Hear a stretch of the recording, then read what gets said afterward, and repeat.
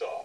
About 40% of those have been in long-term care facilities. As Fox 13's Spencer Joseph shows us, the latest White House Coronavirus Task Force report says long-term care facilities need to be monitored very closely. It's been really 7 months since we've declared an emergency here in the state of Utah, really addressing this pandemic. The state has seen hard times during the pandemic, but some of the hardest hit places are long-term care facilities. Utah passed the grim milestone of over 500 deaths Thursday. A total of 212 of them were in long-term care facilities at the time of their death. That's 42% of the total fatalities from coronavirus. The recent case spike is causing great concern for these facilities, the state identifying these 5 as ones that have just reported over 5 new cases.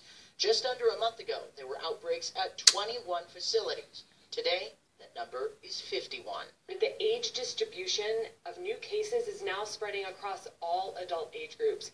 The White House Coronavirus Task Force singled out long-term care facilities as an issue for Utah.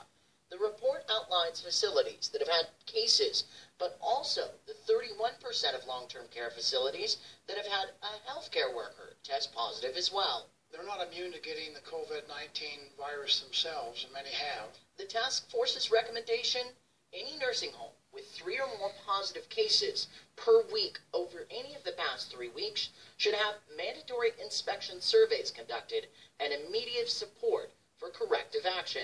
And while there's a lot of troubling trends, the governor is still asking everyone to do their part to slow the virus. What can I do to make it better? Let's see if we can all be a part of the solution and not a part of the problem.